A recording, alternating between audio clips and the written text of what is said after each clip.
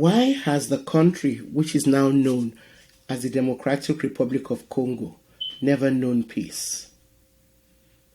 Welcome to the Sankofa Pan-African series. Please support us through Patreon and by buying me coffee so we can continue to bring you this series. Subscribe if you've not yet done so, and please turn on your notification buttons so you know when we have new episodes. And of course, share our videos with all your contacts. So today we'll be looking at the history of the Kingdom of Congo, because I believe that history should be a tool for helping us to understand how we got to be where we are, and that knowledge should help us chart a path for the future. Now, the history of the Kingdom of Congo is closely intertwined with the history of humans in the Congo Basin, which is in turn defined by their relationship with the forest and savanna woodlands. Throughout the Congo Basin, small patches of savanna have been found with with evidence of prehistoric human settlements.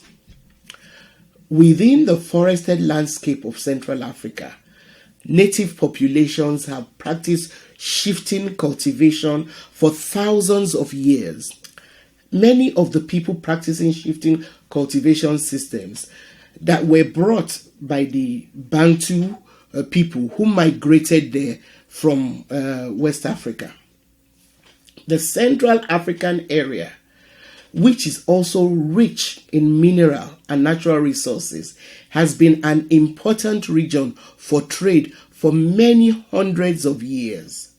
Thousands of years ago, when agriculturist Bantu people moved into the area, the people's primary economic activities were long fallow agriculture and arboriculture. These were supplemented by animal husbandry and hunting. The Kingdom of Congo ruled most of the area from the mouth of the Congo River from the late 1300s.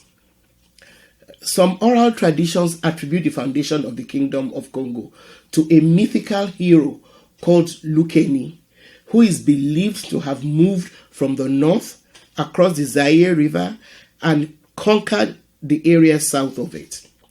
Other oral sources say that the founders of the kingdom were coppersmiths and that the kingdom evolved as a result of a vibrant copper and salt trade. Anyway, whichever way it first started, by the 1500s, there was a centralized monarchy ruling the large Kingdom of Congo. The kingdom is also generally believed to have been formed when two smaller kingdoms came together to form one large state. The country formed occupied a lush and fertile portion of the west coast of southern Africa, the north of the modern-day Angola, and south of the Democratic Republic of Congo. Its capital was called Mbanza, Congo. Congo was the largest and most powerful state in Central Africa, with a highly centralized monarchy and an influential noble class. The capital city was a neat, well-ordered town, which while many of the population were located in villages around the capital, which now made socio-economic, military, and political organization easier by having the capital in the center. Anyway, the rest of the kingdom was divided into 6 provinces, of which the most important at one point was probably Soyo, because of its coastal location. The kingdom was highly developed in many ways. Agriculture was the basis of production. In the villages, land was owned communally, and harvests were divided among families with some set aside, some of the harvest were then set aside for the payment of taxes. Towns had plantations that provided them with essentials. They also collected iron, copper, salt, ivory, animal hides, and bark cloth from the villages. These were some of the earliest materials that were traded when the Portuguese first arrived there. Now, the system of taxation was based on the portion of the resources produced by communities. So, and in the area of textile production, they were so advanced that, in the words of one of the earliest Portuguese sea captains to see, their woven textile, and his name was Duarte Panchero Pereira. This lived around 1460 to 1533. When he saw the textile produced in the Congo, they were so sophisticated that he believed that those made in Italy did not surpass them in workmanship. What really surprised the early Europeans who saw Congolese textiles was the way in which Congo cloths, the fabrics, Congo textiles, were woven from raffia and not silk, which was the most coveted fabrics in Europe at that time. And the Congo cloth, in spite of the fact that it was woven from raffia, they were, however, softer to the touch and of way higher quality than the silks that were being produced in Europe. Some of the Congo fabrics taken from those early days can still be found in various museums in Europe and the Americas. So if you have a chance to visit any of the museums, go and look there. You will see samples of this magnificent craftsmanship. Now, the first European contact with the Kingdom of Congo was with the Portuguese mercenary, that we have been told was an explorer, Diego Cao, in 1483. According to scholars such as Vansina, 1966, Randalls, 1968, Ecom, 1972, and so many others, when Diego Cao and his crew first landed in the Zaire estuary, he was astonished to discover the existence of a centralized political system which rivaled that of the Portuguese kingdom in sophistication. He was from Portugal, and he was amazed, at the system of centralized political state that existed there, which he believed was as sophisticated, as well organized, if not even better than what he left in his country, Portugal. The Portuguese were so cautious in their dealing with the Congo when they first arrived there on an equal basis that the Congo allowed him to take 4 of their citizens back with him to Portugal to serve as their ambassadors in the court of the King of Portugal. Relations were still on an equal basis when Cao returned 2 years later and was allowed to journey inland to the capital, Mbaza, Congo. There, in 1491, he baptized the king as João I and his son Afonso, and they even allowed him to begin to build a stone church. The 6 chief nobles of the kingdom also converted and adopted Portuguese names and titles. That's how friendly the Portuguese were, in getting under their skin. Anyway, the next major Portuguese intervention after 1491 came in 1506 after the death of João. Traditionally, his son Afonso could not become king due to the established rules of succession that were in place in the country. So therefore, Mpanzu was elected as the tradition dictated. However, the Portuguese decided to support Afonso, who was their preferred candidate because he was a Christian candidate. They then helped him defeat Mpanzu. Through this interference in succession, the trading relationship between the kingdoms of Congo and Portugal were strengthened as a result of the rapid conversion of Congo to Christianity also flourished. The economy became heavily centered in the capital, unlike previously. So the economy became heavily centered in the capital, while the provinces were then kept poor. Gradually, the export of slaves became a way of paying for the importation of European goods, and slavery then became central to the economy. All of these were, of course, only the beginning of the long, destructive imperial intervention. The decline of the glorious Kingdom of Congo provides a fascinating study into the relationship between Europe and Africa, which started several centuries before the recognized age of imperialism. The question of whether European contact exploited and ruined the Congo kingdom, or whether factions within Congo manipulated it for their own ends, forms part of an important and interesting historical debate. There's little question, though, that the African kingdom of Congo came off worse in the long run. Basil Davison is one of the main exponents of the theory that the Congo was corrupted and ruined by the European desire for slaves.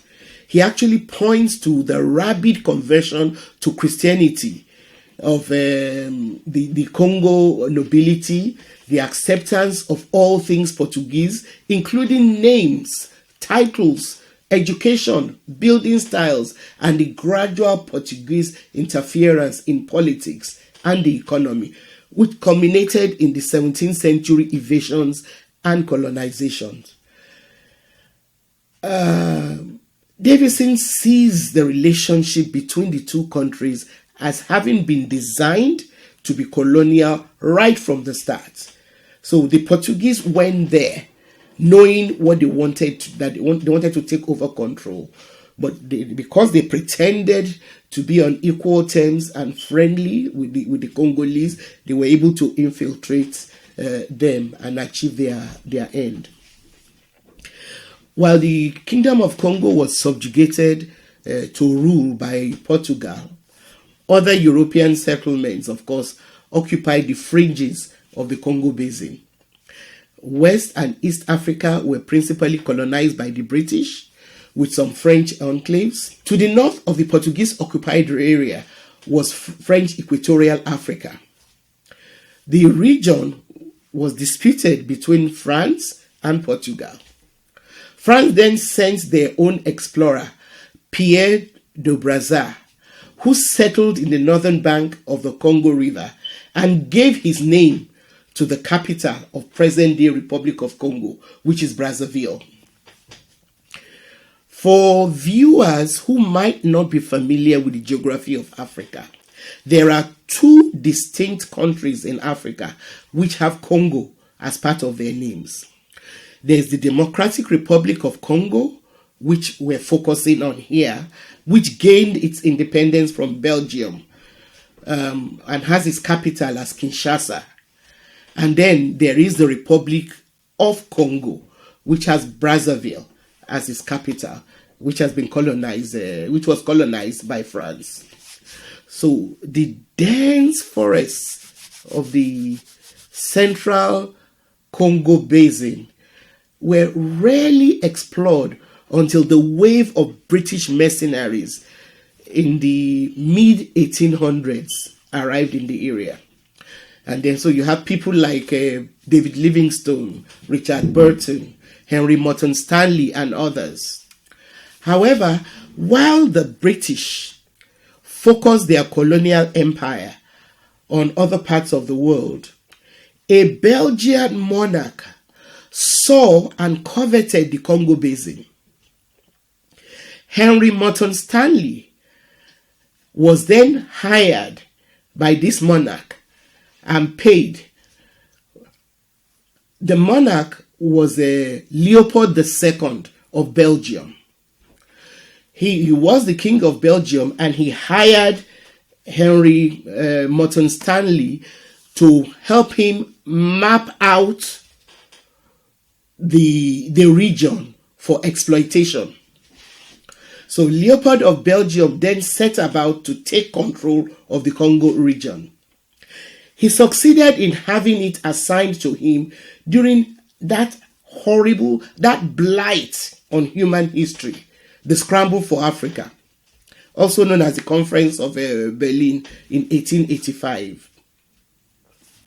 So seeking to establish a colonial empire, Leopold of Belgium ironically named his colony the Congo Free State, but it was anything but free.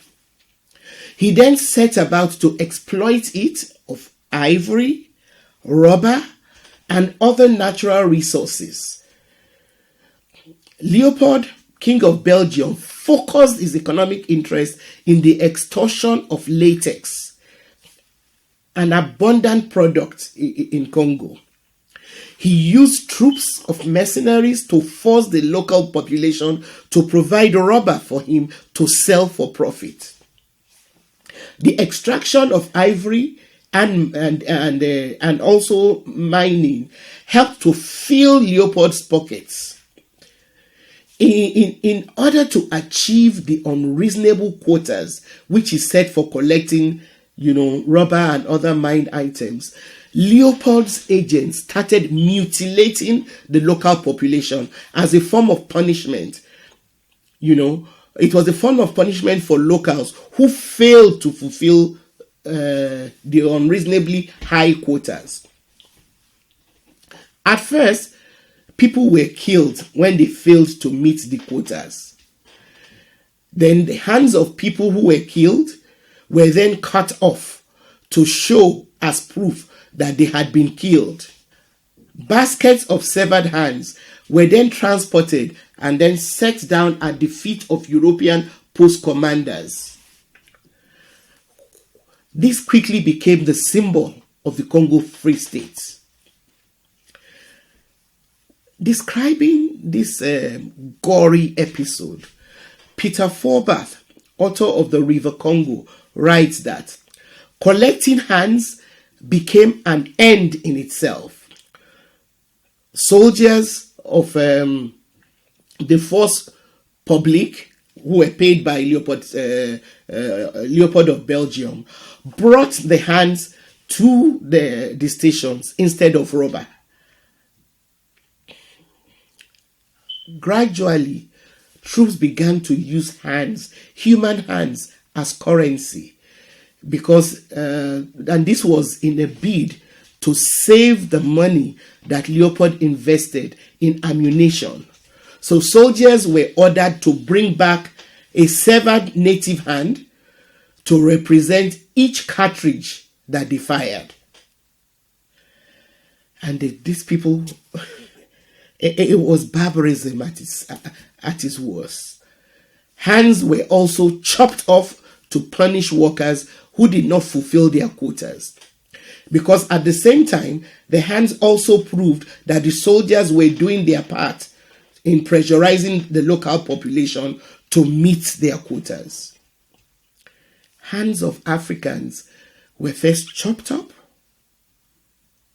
then smoked to preserve them so they could be counted and recorded later.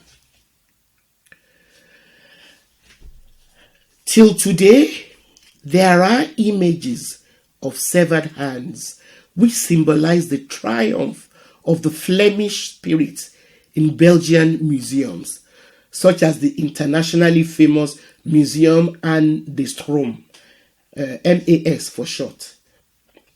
There are still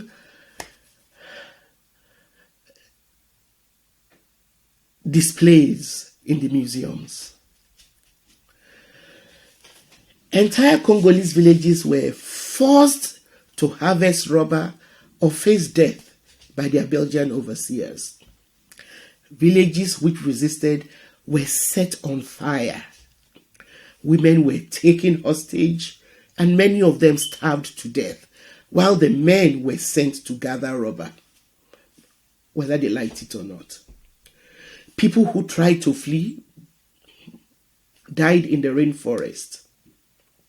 Of course, there were revolts and rebellions, but they failed because Leopold had a superior army which shot down the people who tried to escape. Statistical sources actually show that between 1880 and 1920, the Congolese population was reduced by half. Estimates show that more Congolese died during this genocide than Jews died under Hitler. Let's also not forget that in other parts of Africa, where colonial powers ruled, especially Germany, France, and Portugal, they imitated Leopold's methods. The Hiroro Namakwa genocide, which took place in the country that we now know as Namibia, is an example. Please watch our episode on that genocide if you have not yet done so. The statistics are similarly grim. Also, while the US did not take part in the colonizing of Africa directly, it was a staunch supporter of King Leopold of Belgium. The US was the first country to recognize Leopold's personal claim to the Congo. Now, the brutal conditions under which Leopold operated this odious commercial enterprise is yet to be matched anywhere in the world. The region was then annexed by the government of his country, Belgium, and then it was governed as Belgian Congo from 1908 until 1960. Rather than alleviate the exploitation of the country, subsequent Belgian rulers of the Congo expanded the trade of rubber through plantations of Brazilian rubber trees. Oil palm was also an important commercial product established in Belgian Congo. Unilever, a company which was and is still spread over several African countries, grew rich on soap produced from soap production, which began with oil palm sourced from the Congo Basin. Those of you of my generation will be familiar with palm olive. It was a Unilever product, very, very popular all over Africa. It started, by using oil palms from the Congo Basin. Now, the country now known as the Democratic Republic of Congo gained independence from Belgium in 1960. Although between 1971 and 1997, the name was changed by the then ruler, Mobutu Sese Seko, to the Republic of Zaire. Following the overthrow of Mobutu in 1997, the name Democratic Republic of Congo was reinstated. Now, there are several books out there which have tried to track the various upsurge of violence and wars that have besieged that resource-laden country, the Democratic Republic of Congo. So I will only briefly mention the dastardly murder of the country's first democratically elected president, Patrice Lumumba, whose assassination has been laid squarely at the hands of Belgium with the aid of their African stooges. However, the rest of Europe and North America were also not innocent. I'll give you an example. And for viewers in Canada, please note that Canada played a significant role in Patrice Lumumba's death. According to the Canadian Foreign Policy Institute, CFPI, when Patrice Lumumba was elected as the first prime minister to lead the newly independent country, he was focused on pursuing genuine decolonization and development. But Belgium instigated a secessionist movement in the eastern part of the country. As a matter of fact, in response, Lumumba asked the UN for a peacekeeping force to help protect the territorial integrity of the newly independent country. However, rather than get the protection he requested, the US used the United Nations UN mission to undermine Lumumba. Unfortunately, Canada colluded with the US to use the UN against Lumumba. They and their European allies supported Dag Hammarskjöld, who was the UN Secretary General at the time, to derail Lumumba. And between 1960 and 1964, 1,900 Canadian troops participated in the UN mission. Canada was one of the most active military players in the Democratic Republic of Congo. Again, according to the CFPI, there were almost always more Canadian officers than those of any other nationality, and the Canadians were in charge of the most crucial logistic positions, including Chief Operations Officer and Chief Signals Officers, when the country was being derailed. Canada also pushed to have intelligence gathering signal detachments to oversee UN intelligence, and they pushed for a Canadian to remain at the UN headquarters in order to, and I quote, maintain both Canadian and Western influence, end of quote. Canada, the US, and European countries like France supported Dag Hammarskjöld, even as he sided with the Belgian-backed secessionists against the Congolese government. Please watch our episode on the remarkable African freedom fighter, Patrice Lumumba, if you have not yet done so. So the damage is still ongoing today, as the Democratic Republic of Congo continues to experience crisis after crisis, fueled by European neocolonialists in the form of multinational companies, aided by corrupt African leaders. The masses in that country have never benefited from its astonishing reserve of natural resources. Thanks for watching. Please support us through Patreon and by buying me coffee so we can continue to bring you this series. Subscribe if you've not yet done so, and please turn on your notification buttons so you know when we have new episodes. And of course, share our videos with all your contacts.